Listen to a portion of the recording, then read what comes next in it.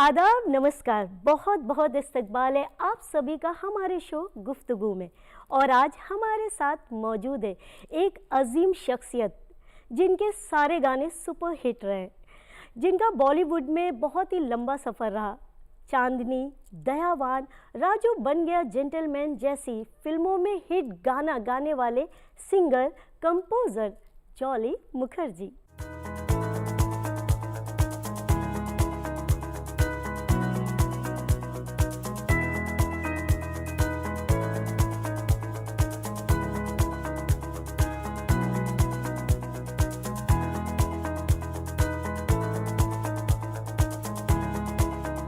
Jolly Mukherjee Bollywood के जाने माने सिंगर कंपोजर जिन्हें किंग ऑफ स्ट्रिंग्स के नाम से भी जाना जाता है।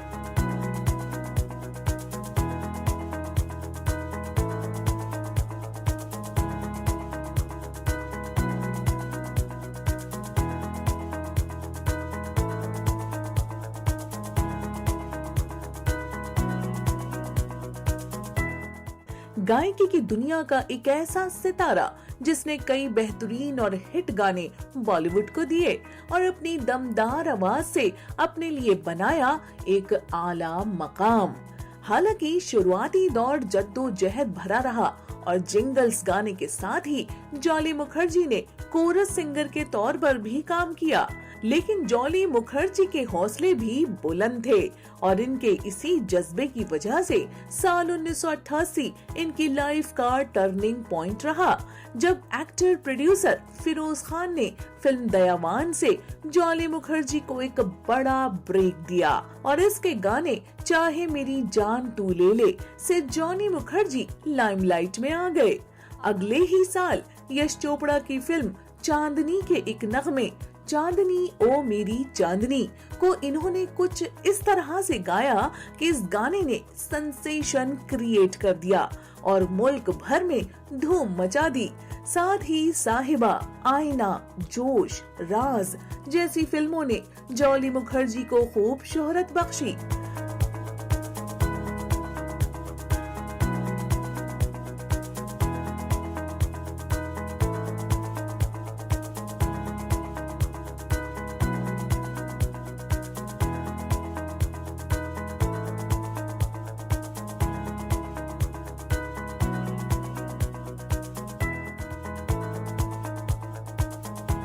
हालांकि जॉली मुखर्जी ने अपने करियर में बहुत ज्यादा गाने नहीं गाए, लेकिन इनके हिट गानों की तादाद ज्यादा रही।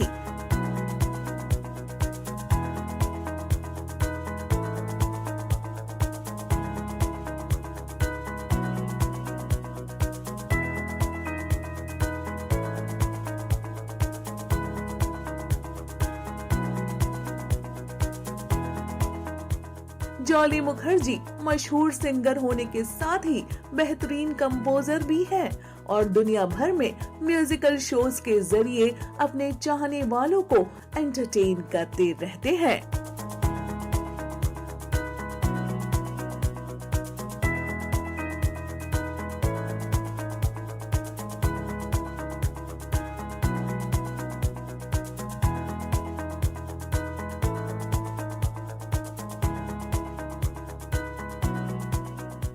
बहुत बहुत स्वागत है आपका हमारे प्रोग्राम गुफ्तगू में।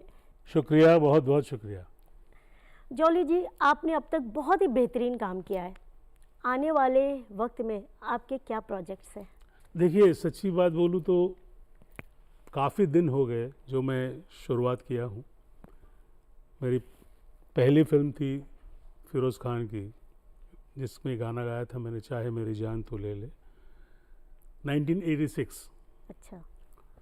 तो इसका मतलब है काफ़ी दिन हो गए उसको ना, तो ये समझ लीजिए कि 37 इयर्स पूरा हो गया। और फिल्मों में मैं अभी ज़्यादातर नहीं गा रहा हूँ ज़्यादा, क्योंकि नए नए लड़के भी आएंगे। हाँ। नए लोग आएंगे, तो मेरे ज़्यादा कंपोजिशंस और बॉलीवुड शोज़ में ज़्यादा मेरा दिन चलता है। आप बंगालीज गाने भी गाते हैं? मैं बंगाली हूँ, थोड़ा थोड़ा बंगाली म्यूजिक में भी आपने काफ़ी गाने गाए हैं। जी। ओके, अगर दोनों को कंपेयर करें तो कौन सा ज़्यादा आपको पसंद आता है, हिंदी या बंगाली? नहीं, दोनों पसंद आता है, ऐसी बात नहीं। बंगाली भी अच्छा लगता है, और मगर हिंदी में मैं शुरुआत मेरी हिंदी में है। अच्छा, बॉलीवुड में मेरी हाँ। एंट्री है। मैं पैदाइशी मुंबई से हूँ। हाँ, वही मैं पूछने वाली थी अभी कि आपकी पैदाइश तो मुंबई में हुई है। जी। तो मुंबई में आपका जो बचपन बीता, क्या यादें रही, वो हम ज़रूर जानना चाहेंगे। अभी यही मैं पूछने वाली थी। मैं कभी सोचा नहीं था कि मैं इस लाइन में आऊँगा। अच्छा। और म्यूज़िक मेरे घर में था। मेरे बाबा इंजीनियर थे, मगर वो सरोद बजाते थे। अच्छा।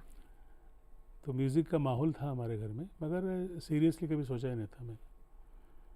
और ये पूरा सिलसिला शुरू हुआ, समझ लीजिए 75-76 के बाद। हम्म। तब एक्सीडेंटली ये शुरुआत हो गई। सर, जैसे नहीं, अभी आपने ये बताया कि आपकी मतलब मुंबई में पैदाइश हुई और वहाँ आपके फादर जो, यही मेरा क्वेश्चन था कि आपके वालिद वो इंजीनियर थे पेशे से और वो सरोद भी प्ले करते थे, तो आपके पहले टीचर तो आपके वालिद हुए। म्यूजिक का देखिए, एक पहली माहौल बात तो मैं घर बोलूँ से। कि मैं कोई सीखा हुआ संगीत, हाँ, नहीं सीखा हुआ सिंगर हुई नहीं। नहीं। तो ये गलत फहमी आपको पहले दूर करा देता हूँ। आपके फादर से भी आपने नहीं सीखा? सीखा मतलब क्या कि मतलब एक माहौल था। माहौल, actually। हाँ, वो जाहिर कभी सी गुरु- बात है, टीचर।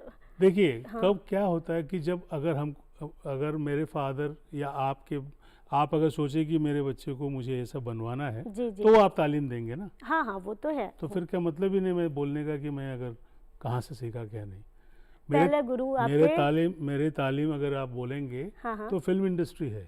मेरे तालीम बोलेंगे तो आर डी बर्मन है, लक्ष्मीकांत प्यारेलाल है, ये लोग मुझसे मैंने उन्हीं सीखा है। से। हाँ हाँ। आपने कमर्शियल टीवी के लिए भी आवाज़ दी? बहुत 25 साल बहुत। गाया मैं। वो कैसा एक्सपीरियंस था? क्या बहुत था? अच्छा, मतलब काफ़ी चीज़ सीखने में मिलता है वहाँ पर कि 30 सेकंड में आपको गाना भी गाना पड़ता है अच्छा। और 30 सेकंड में आपको प्रोडक्ट के बारे में बोलना पड़ता है, किस बारे में बेचेंगे आप वो भी बोलना पड़ता है। और हमारी महान जो हमारा देश है, इसमें काफ़ी लैंग्वेजेस हैं। हाँ। तो सारे लैंग्वेजेस में मैं गाता था। कितनी लैंग्वेजेस में आपको? जितने भी आप समझ लीजिए 12-14 तो गाता ही था। अच्छा। एक हर समझिए आप, जैसे इस जिंगल को काफ़ी सिंगर ने गाया है, लाइफ बॉय, जिसमें मैं भी एक गाया था। तो लाइफ बॉय अगर आपने सुना होगा तो वो हिंदी भी था, मैंने गाया था, बंगला भी गाया था मैंने, उड़िया भी गाया था, साउथ इंडियन भी गाया था। तो हम लोगों को काफ़ी जिंगल, मुझे मतलब इश्तिहार के जो म्यूज़िक होता है, तो मुझे ये दावे के साथ बोल सकता हूँ मैं कि इसमें काफ़ी सीखना होता है। अच्छा। जो लोगों को लगता है कि ऐसे ही गा दिया, ऐसे नहीं है। हाँ, ऐसे ही गा दिया, ऐसे ही लगता है कि आप गए जी। में वो खड़े हुए कोरस गा दिया।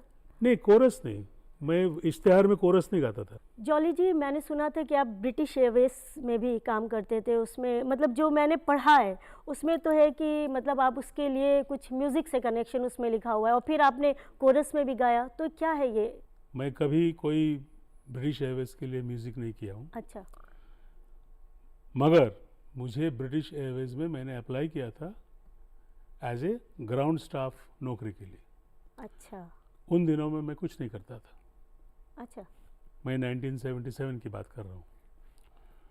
तो मुझे वो नौकरी मिलने वाली थी क्योंकि मेरे कज़न थे जो बॉम्बे एयरपोर्ट के मैनेजर थे ब्रिटिश एयरवेज के। मेरे डैडी की तबीयत ख़राब हो गई थी, तो घर में कोई था नहीं अच्छा। कमाने वाला। तो ऐसे मैंने पूछा कि भाई क्या हो रहा है, कि कब होगा ये, अगर इंटरव्यू बुलाए या जो भी है। तो उन्होंने बोला थोड़ा टाइम लगने वाला है, ऐसा ऐसा हो गया ऐसा। तो मैं, जैसे कि मैं बचपन से, मैं 8 साल की उम्र से आर डी बर्मन के घर में आता जाता रहता था। अच्छा, 8 साल की उम्र? हाँ जी, वाह। क्योंकि मेरे जीजा जी, हाँ। जिनका नाम वो भी है नहीं, भानु गुप्ता उनका नाम था, वो पंचमदा के सिटिंग मेंबर गिटार बजाते थे। और शोले का जो माउथर्गन सुना होगा अमिताभ हाँ, बच्चन, हाँ। वो उन्होंने बजाया। अच्छा, उनका ही प्ले किया। तो पंचमदा के पास हम लोग आर डी बर्मन को पंचमदा बोलते थे प्यार से। तो बचपन से ही मैं जाता था उधर, कोई काम धाम था नहीं, तो वैसे में रिकॉर्डिंग देखने चला जाता था। तो ये ब्रिटिश एयरवेज से जुड़ा हुआ चीज़ मैं बता रहा हूँ कि मैं कोरस में कैसा आया। अच्छा। तो उन दिनों में एक फिल्म आई थी शालीमार, तो शालीमार का बैकग्राउंड स्कोर मैं देखता था क्योंकि काम धाम था ही नहीं। जी सर। तो ऐसे हो गए थे 8-10 शिफ्टें हो गई लंच टाइम में। हम्म। ऐसे ही जाते जाते पंचमदा को मैंने बुलाया कि अच्छा। पंचमदा अगर मुझे चांस देंगे तो ये जो गा रहे हैं कोरस हम्म। वो था उसमें, अगर आपको याद होगा तो जिंगलाला हुम हाँ हाँ जिंगलाला हाँ, हुम। ये सुना। तो बोला मुझे दीजिए चांस तो मैं गा दूंगा। अच्छा। तो उन्होंने मेरे जीजा जी को बुलाया कि बोले क्या बोल रहा है, तो बोला हाँ वो तो म्यूज़िक सीख रहा है, वो वायलिन भी सीखा है और गिटार बजाता है। तो बोला अच्छा।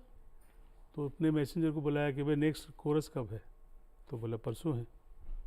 तो मुझे बोला इसको मेंबर बनाओ, तो मुझे मेंबर अच्छा। बना दिया। तो पहला गाना मैं कोरस में गाया था, फिल्म का नाम था जेल यात्रा।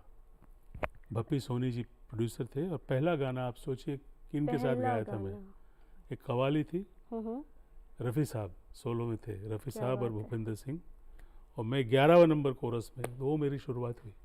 मतलब ये कह सकते हैं पहली शुरुआत रफ़ी साहब के साथ। रफ़ी साहब और भूपी जी के साथ में क्या वो बात एक है। पंचमदा का म्यूज़िक था। तो वहाँ से मुझे लगा कि भाई ब्रिटिश एयरवेज जब होता है या बुलाता है तो मैं तब तक ये करता रहूँगा। हाँ। मगर उसमें ऐसा हो गया कि भाई जैसे वो ख़त्म हुई, दूसरा दिन किसी ने बोला कि भाई आप फ्री हैं, तो बप्पी लहरी का है, अच्छा। फिर फलाना दिन का है, फिर उषा खन्ना का। इस तरह से ऐसे माहौल होता रहा कि मैं भूल ही गया कि ब्रिटिश एयरवेज जाना है मुझे। क्या बात ये है। मेरा सफ़र शुरू हुआ। तो आप बचपन से ही सर इतने दिग्गज संगीतज्ञों के साथ थे, आपको ज़रूरत ही नहीं अलग से ट्रेनिंग लेने की, आप ऑलरेडी देख रहे थे। नहीं नहीं नहीं नहीं नहीं, ये तो बोलना गलत होगा।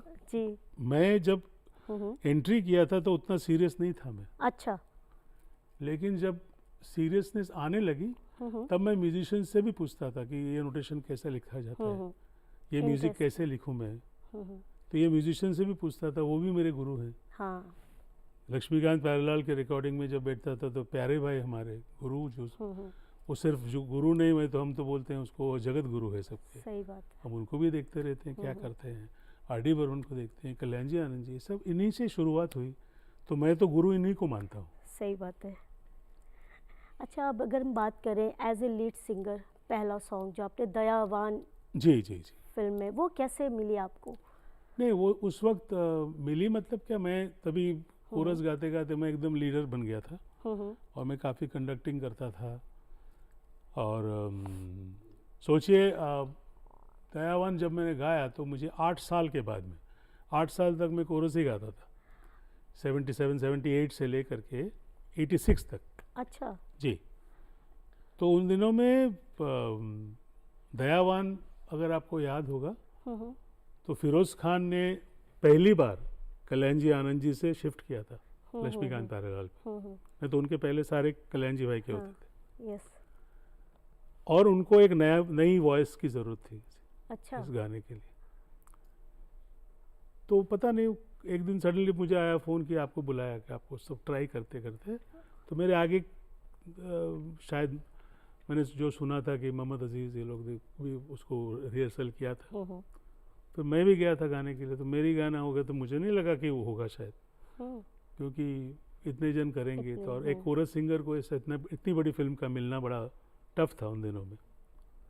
तो मुझे फिर फ़ोन आया कि भाई नहीं आपको सिलेक्ट किया है, वापस रिहर्सल में गया, तो इस तरह से हो गया। अच्छा, जब ये फ़ोन आया था आपके पास कि आप सेलेक्ट हो गए, क्या फीलिंग रही होगी? बहुत ही बढ़िया, क्योंकि उससे पहले मैं आपको बताऊं, इसके पीछे एक किस्सा है जो मैं बोलूँगा। हाँ, मैं सुनना चाहूँगी। कि ये सब चीज़ें यूट्यूब में अब नहीं मिलेगी। हाँ। और ख़ास करके दूरदर्शन के इसमें मैं इनको थैंक यू बोलता हूँ मुझे बुलाने के लिए, कि मैं इस चीज़ में सच्ची बात बोलूँगा जो है। जी सर, जी। एक शहंशाह बोल के फिल्म आई थी अमिताभ बच्चन की, याद है आपको? उसमें अंधेरी रातों में सुनसान राहों पर था। बहुत फेमस ये गाना। जी। ये गाने को पहला मैं गाया था। अच्छा, आपने गाया था ये किसी गाना? को पता नहीं, आपको नहीं, किसी को मालूम नहीं होना चाहिए सर। तो ऐसी बात जानना चाहते हैं जो किसी को नहीं पता है, इसलिए तो बुलाया आपने मेरे को, इसीलिए मुझे मालूम है। हाँ।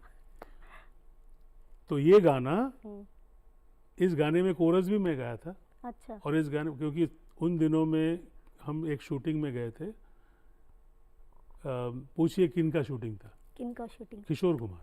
क्या बात है। तो किशोर दा की फिल्म थी ममता की छाँव में, तो हम लोग बैंगलोर गए थे शूटिंग करने। अच्छा। तो शूटिंग वूटिंग हो गई, तो वापस जब आ रहे थे तो किशोर दा ने मुझे बोला कि इस फिल्म का म्यूज़िक डायरेक्टर हैं अमर हल्दीपुर।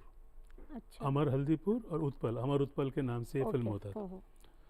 तो उनको बोल देना कि मैं यहाँ पे अभी नहीं आ सकता, किसी से डबिंग करा लीजिए, बाद में मैं गाऊंगा ये गाना। ओके। तो मैं आके जैसे बोला अमर को, तो अमर भाई इतने बिजी थे, उन्होंने बोला तू गा ले चल। तो अच्छा। मैं बोला अरे बाप रे, इतना बड़ा तो 100 पीस ऑर्केस्ट्रा था इसको, तो ये गाना मैं गाया था। मुझे डेट भी याद है, वाह। 24 नवंबर 1986 में ये गाना शहंशाह का गाया था। और दूसरा दिन, अब लक देखिए, मैं इसको लकी मानता हूँ, 25 तारीख को एक वहाँ पर रिहर्सल थी महबूब स्टूडियो में जहाँ मैं गाया था। अच्छा, वहीं पे। आर.डी. बर्मन, कल्याण जी भाई और लक्ष्मीकांत प्यारेलाल। वहाँ पे एक होप 86 बोल के शो हुआ था हमारा बहुत बड़ा, तो उसकी रिहर्सल थी। अच्छा। तो जब पंचमदा आए 11 बजे, तो अमर जी ने उनको बोला कि पंचमदा एक गाना बनाया, देखिए आपके लायक है। तो पंचमदा बोले कि अच्छा तो गाना सुनाओ। तो सुनने के बाद पूछा कि किसने गाया, तो बोला जॉली ने गाया। तो पंचमदा बोला अरे मेरा जॉली, इसको वापस गाओ अच्छे से। तो वो गाना, अब सोचिए आज मैं गाया हूँ, नेक्स्ट डे हाँ, 4 बजे लक्ष्मी जी को बोला, लक्ष्मी जी गाना गाया मैंने, तो उन्होंने सुन लिया। सच तो उन लोग तभी एक वॉइस ढूंढ रहे थे, ढूंढ रहे थे। हाँ। उसी लिए शायद मुझे बुलाया, ऐसा लगता है मुझे। नहीं तो मुझे बुलाने का जरूरत, तो मुझे रोज कोरस में सुनते हैं ना। हम्म। तो ऐसे मुझे लगता है कि ऊपर वाले का एक मेहरबानी होगा, तभी ऐसा होता है, नहीं तो नहीं होता है। ऐसे भी होता है सर, लोग कहते हैं ना, दाने दाने पे लिखा है खाने वाले का नाम, बिल्कुल। गाने गाने पे लिखा है गाने वाले का नाम। नहीं वो तो होता है, हर चीज़ इसीलिए। में वो ऊपर वाले का मेहर होता है, तभी होता है, तभी उन्होंने बुलाया राइट। और तभी गाना। आपने लक्ष्मीकांत प्यारेलाल जी के साथ जो काम किया, तो कोई ऐसा दिलचस्प किस्सा? लक्ष्मीकांत प्यारेलाल के साथ दिलचस्प तो बोलना मुश्किल है, क्योंकि हर आदमी ज़रा सीरियस ही होता था उधर उधर, उतना दिलचस्प कोई बात नहीं है। खाली इतना मैं बोल सकता हूँ, मेरे लाइफ में अगर एज ए सिंगर की पहचान अगर करने वाला है जी, वो लक्ष्मी जी को ही मैं बोलूँगा, लक्ष्मी जी प्यारेलाल, जिन्होंने मैं पंचमदा के कैंप से निकलते हुए पहला गाना मुझे हाँ, लक्ष्मीकांत प्यारेलाल ने गवाया, यही मैं बोल सकता हूँ, दयावान फिल्म। तो वही पहला गाना हो जाए। हाँ क्यों नहीं। चाहे मेरी जान तू ले ले, चाहे ईमान तू ले ले, चाहे मेरी जान तू ले ले, चाहे ईमान तू ले ले, प्यार एक बार तो दे दे, हैया हो हैया। परिंदा जैसे हो खुशबू जैसे, परिंदा जैसे हो खुशबू जैसे, के उड़ती जाए जवानी ऐसे। चाहे मेरी जान तू ले ले, चाहे ईमान तू ले ले, प्यार एक बार तो दे दे, हैया हो हैया। क्या बात है। अच्छा, बात करते हैं उस फिल्म की जिस फिल्म के गाने ने सेंसेशन क्रिएट कर दिया था। आप समझ गए होंगे मैं किसकी बात कर रही हूँ, चांदनी, ओ मेरी चांदनी। दरअसल मैं बोलूं कि उसमें पहले जब मैंने गाया था जी, तो मुझे नहीं पता था मैं ही गाने वाला हूँ इस गाने को, मतलब? मैं डबिंग आर्टिस्ट था। अच्छा। और मेरे साथ जो गाई थी वो फाइनल थी, उसका नाम, उस लेडी का नाम था अनुपमा देशपांडे। अच्छा। जिन्होंने मेरे साथ ओरिजिनल गाना गाया था। तो ये गाना गाने के बाद में अब मुझे भी जैसे डबिंग होता है ऐसे गा के चला गया मैं। 9 महीने के बाद में मुझे कॉल आई कि भाई फाइनल मिक्सिंग हो रही है और यश जी ने बोला है कि इसमें श्रीदेवी गाएगी और आप गाएंगे। तो मुझे बुलाया, तो श्रीदेवी के साथ में 2 दिन उन्होंने गाया उस गाने को। और फिर अल्टीमेटली मुझे बोले कि नहीं जो जैसे डबिंग था वैसे ही अच्छा है। तो मैंने बोला नहीं फिर भी गाता हूँ। तो उन्होंने बिगिनिंग का जो लो है ना, चांदनी, ये वाला दोबारा गवाया। तो श्रीदेवी के साथ उन्होंने बोला नहीं वो नर्वस हो रही है, ये है वो है, काफ़ी बात किया। उन्होंने जैसा गाना था वैसा गा दिया उसने। तो आप अगर गाना सुनेंगे सडनली लास्ट में देखना, जो लोगों को मालूम नहीं है, वो एकदम श्रीदेवी की जो सुरीली आवाज़ है एंडिंग में, पूरे गाने में तो अपने हिसाब से एक्टिंग किया ना उन्होंने, लास्ट में देखना चांदनी, वो एकदम अच्छा है। तो वो वॉइस अनुपमा की है। अच्छा, ये किसी को नहीं पता। तो मैंने आपको देखिए कितना कुछ मटेरियल दे रहा हूँ। हाँ, सर ये भी मटेरियल्स याद आया मुझे। अभी आपने बोला श्रीदेवी जी, मतलब वो सिंगर तो थी नहीं, हाँ, उनके साथ आपका गाना, मतलब क्या उस वक्त ख्याल आ रहा था, कैसे? यश जी का वो थॉट था कि भाई उन्होंने एक्चुअली श्रीदेवी ने बोला था कि भाई ये वॉइस एकदम ऋषि कपूर को मैच हो रहा है। अच्छा। तो उसके बाद में पूरा चीज़ ही चेंज हो गया। फिर वो she is a great artist बोल के, एक्ट्रेस बोल के उन्होंने ये इस चीज़ को उन्होंने ट्राई किया कि साथ में उनको गवाना। क्या रिएक्शन था जब आपको फिल्म ऑफर हुई थी? एक्चुअली सच्ची मैं बोलूँ कि वो रिएक्शन हमको नहीं, तो जैसे मैंने बताया ना कि ऐसे फिल्म तो नहीं है, मैं तो डबिंग हिसाब से था। के, हाँ, पर उसके बाद जब बोला तो मम्मा मैं थोड़ा नेचुरली एक्साइटेड, ऐसा थोड़ी कि नाचता रहूँगा मैं, नाचते तो नहीं रहेगा। तो फिर उसके पहले मेरे गाने तो हो चुका है ना मेरा। लेकिन गए थे, फिर हम लोग को जब बुलाया तो फिर हम लोग कॉन्शियस भी होते हैं। देखिए क्या होता है कि आप जा रहे हो एक स्टूडियो में, आपको पता नहीं कौन सा गाना गाना है। कि चांदनी थोड़ी मुझे मालूम था कि क्या ट्यून है उसकी। बहुत टफ रियली। तो इसीलिए हम लोग हमेशा जो भी गाना गाने जाते थे तो हर आदमी हम लोग सोचते थे ज़्यादा कि क्या करना है, कैसे करना है। जैसे मैंने गाया था यश अपने जैकी श्रॉफ के लिए संगीत फिल्म का गाना, सुनो हसीना काजल वाली, बहुत प्यारा है गाना ना, वो राजस्थान फोक का ऊपर गाना है। हाँ। तो ये सब चीज़, ये सब वन टेक ओके है मेरा। अच्छा। गाना एक ही टेक में सब म्यूजिशियन के साथ रिकॉर्डिंग हुआ था। तो उसमें ऐसा होता है कि हम लोग उतने एक्साइटेड के नहीं कर सकते, हम लोग टेंशन में रहते कैसा गाना कैसे होगा। बहुत समझे ना ये बात। टेंशन में ज़्यादा अच्छी आवाज़ निकलती है, इसका पता नहीं टेंशन में क्या है, लेकिन हम सोचते हैं ना, क्योंकि हमारे गुरु जिनको हमने फॉलो किया है, जैसे समझो हम लता दीदी को देखता था, मैं आशा दीदी को देखता था, किशोरदा, रफी, सभी लोग सीरियसली पूरे सारा दिन वो गाने को ही देखते रहते थे, ऐसे होता था। अच्छा, अभी जब हम बात कर ही रहे हैं मूवी से रिलेटेड और सारी है श्रीदेवी, तो वो चांदनी फिल्म का वो आपका गाना हो जाए। उसमें श्रीदेवी आपको, फिर आप तो ऐसे ड्रेस करके आए, लेकिन गाना आपको पड़ेगा कि आप गाएंगे। आप भी गाइए ना। अरे फिर सर, आप तो कैसे गाऊंगा अकेला? खूबसूरत गाना खराब हो जाएगा। अरे खराब तो छोड़िए, लेकिन गाऊंगा कैसे अकेले? मैं क्या चांदनी, आपको ही बोलना है सर। तो फिर एंड ही गाऊंगा सर, चलिए। हाँ ठीक है। हाँ। मैं थोड़ी देर के लिए सर, आप चांदनी ओ मेरी चांदनी, रंग भरे बादल से, तेरे नैनों के काजल से, मैंने इस दिल पे लिख दिया तेरा नाम। चांदनी ओ मेरी चांदनी, दिल पे लिखी बातों को पोंछ न दे तू आंचल से, मैंने इस दिल पे लिख दिया तेरा नाम। चांदनी ओ मेरी चांदनी। आपने ये सोचा था रिकॉर्डिंग के टाइम जब ये गाना, मतलब कि इतना हिट हो जाएगा, इतना ज़्यादा हिट हो जाएगा, सोचा था? नहीं। ऐसे कितने गानों के साथ हुआ कि आपने सोचा नहीं था और इतना हिट हो गया? पता नहीं, अभी तो बोलना पड़े तो सबको लगेगा झूठ है। मेरे ज़्यादातर हम मान रहे हैं, इसलिए तो ऐसा मेरे ज़्यादातर गाने हिट है। हाँ वही तो मैं ऐसा नहीं बोल सकता मैं कोई भी गाना सोचा नहीं ऐसा हिट होगा, ऐसा नहीं ना। अच्छा, ऐसा कोई गाना तो सर होगा, ऐसा कई बार होता है ना कि हम मूवी में नहीं, जैसे देखिए, जैसे मैं एक गाना जो मुझे बहुत पसंद है, यश जी का ही फिल्म मतलब है, वो साहिबान पिक्चर का गाना। अच्छा। तो वो ऋषि कपूर, माधुरी दीक्षित, वो गाना इतना अच्छा ब्यूटीफुल था, मगर फिल्म चली नहीं तो फिल्म वो हिट नहीं होता है। लेकिन गाना अच्छा है, साहिबान। कैसे जीऊंगा मैं अगर तू ना बनी मेरी साहिबा। वो तो बहुत प्यारा गाना है, मगर हिट नहीं है वैसे उतना, क्योंकि फिल्म नहीं चली है। फिल्म नहीं चलती है तो फिल्म लोग भूल जाते हैं। फिल्म क्या होता है, गाना ऐसा है वो जो रिपीट वैल्यू लाता है।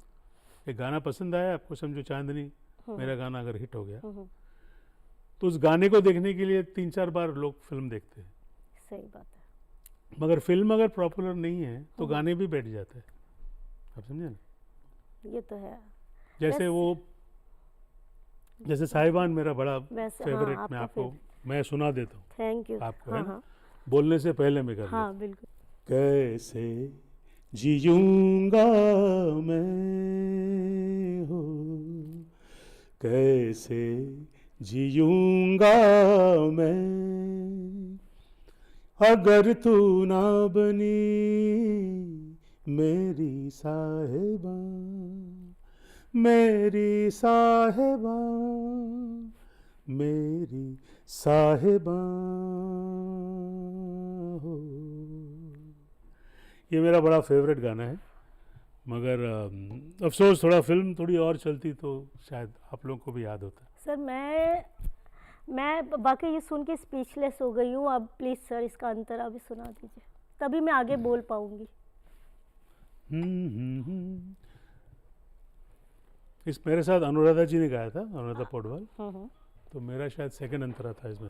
रातें गुजरती है सारी रात जाग के, जी चाहे आ जाऊं घर से मैं भाग के, घर से मैं भाग के, आना मगर डोली में बैठ कर मेरी साहिबा, ओ मेरी साहिबा, मेरी साहिबा हो। क्या बोलूँ सर, इतना प्यारा गाना। आई एम श्योर ये हर आशिकों का फेवरेट तो ज़रूर वो होगा। क्या बीच का लाइन वो अनुराधा जी का था, हाँ। लड़कियों के, जैसे अभी आप बोलेंगे गोरिया रे भी आप गोरिया गाइए, रे, नहीं वो क्या गाइए, तो फिर लफड़ा क्या हो जाएगा। हाँ। कि लड़की का लाइन भी मुझे गाना पड़ेगा, भाई गोरिया रे मेरा लाइन है, गोरिया रे। फिर सजना वे सजना, अच्छा, अभी कैसे मेरा मैं बोलूँ, दिल है ना। जैसे मैं कभी शो में जाता हूँ तो बंगाल में क्या होता है कि एक ऐसी इनकी माफी ऐसी श्रीदेवी टाइप ऐसे एक औरत आई और मुझे बोला excuse me, Mrs Jolly Mukherjee आई है इधर। तो मैं बोला व्हाट, बोला मिसेस जॉली मुखर्जी आई। बोला हाँ, तो कब आएंगी स्टेज पे। बोला आप बैठिए अभी आएंगी। अब मुझे देख के उठने लगी हो, तो बोला बैठिए आप, ऐसे कैसे मिसेज बोल दिया मेरे को। तो आप बुरा मत मानना, बंगाल में जॉली एक्चुअली लड़कियों का नाम है। तो मैंने बोला ऐसे थोड़ी होता है कि अभी एक का मेरी दूसरी फ्रेंड है तो उसका पेट नेम था जोजो, तो उसके घर में वो मेरी फ्रेंड जो जोजो की वो जो मम्मी थी उसके घर में एक पेट था, उसका कुत्ते का नाम भी जोजो ही था। तो ऐसे थोड़ी होता है किसी का नाम के हिसाब से।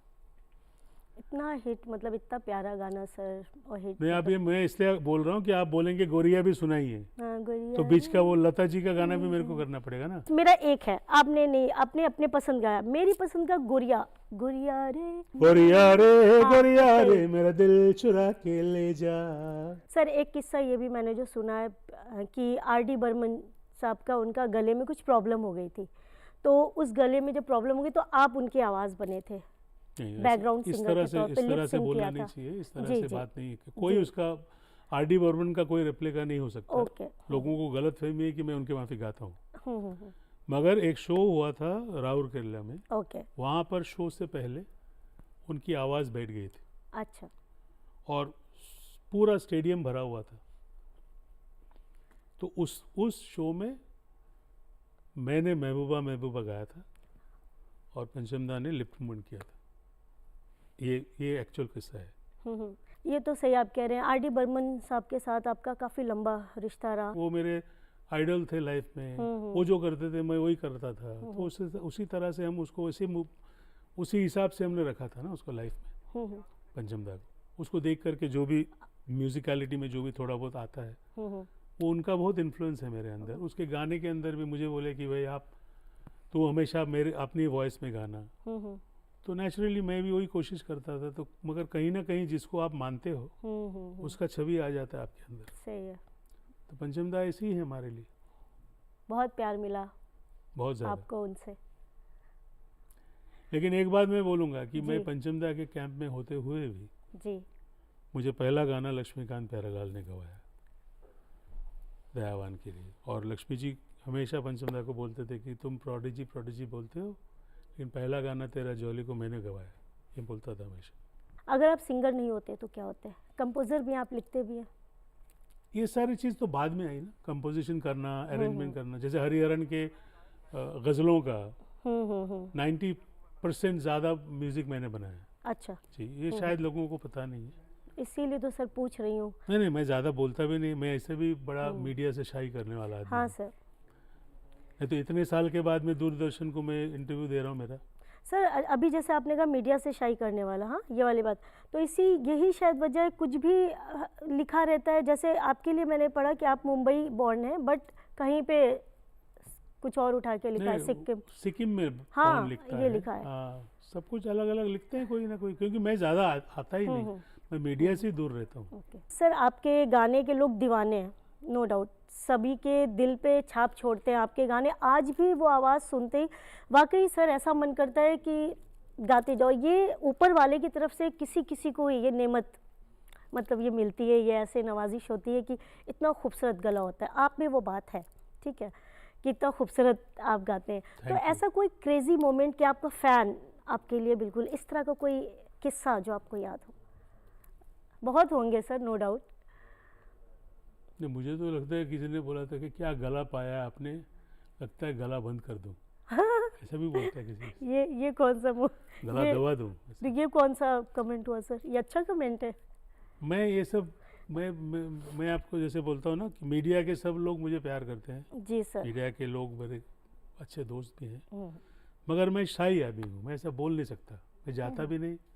मैं ज़्यादा ये जो आप लोगों ने आया तो मैं अभी बोलता हूँ कि दूरदर्शन ने फंसा दिया, मुझे ऐसा लगता है। मैं इतना बात किया ही नहीं कभी मेरे बारे में। क्यों सर?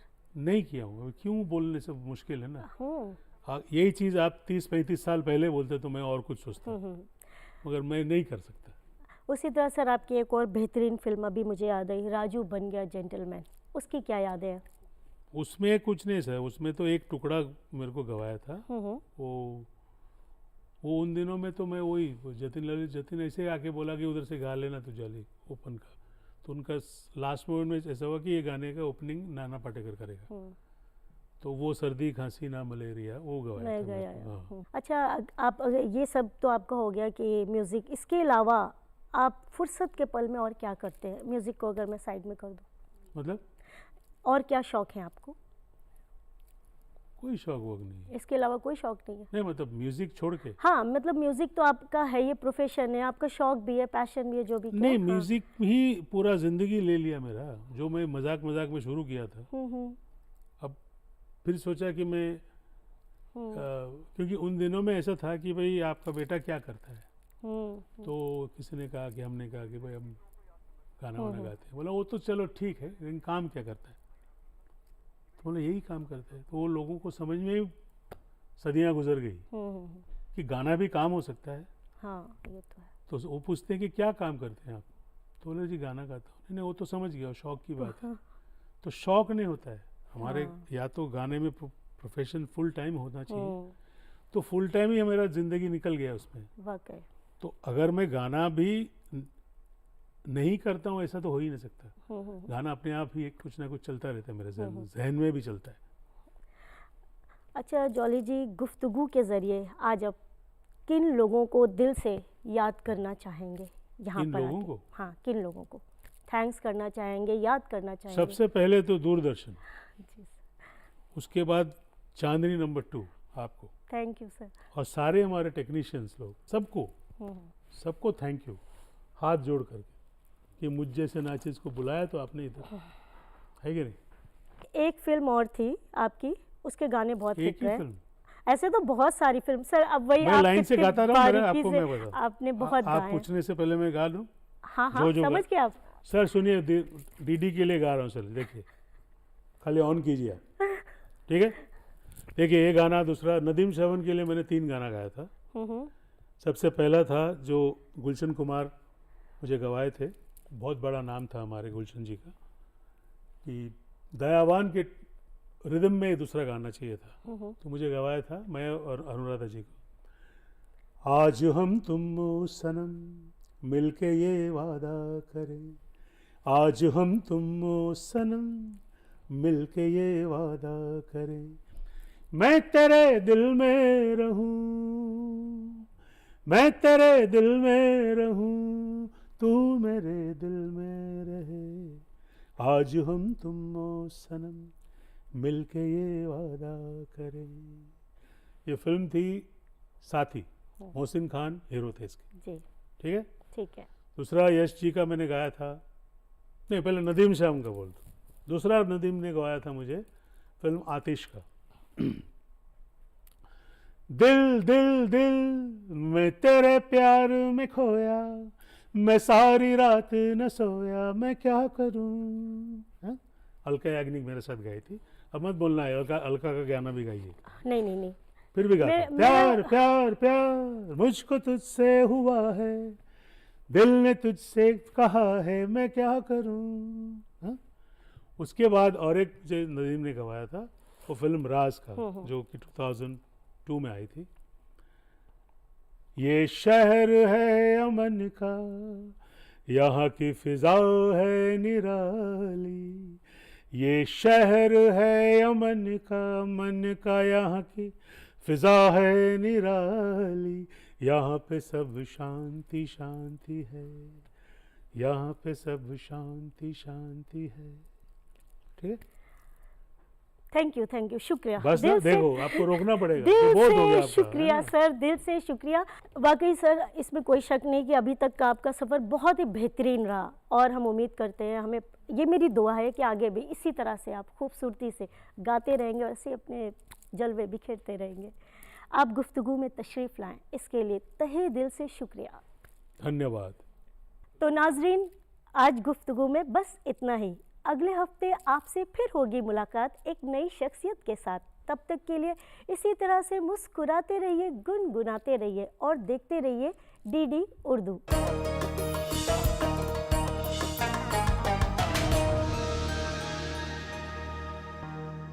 ये विशाल है ना, इसका सब प्रॉपर चलता है। कल इसके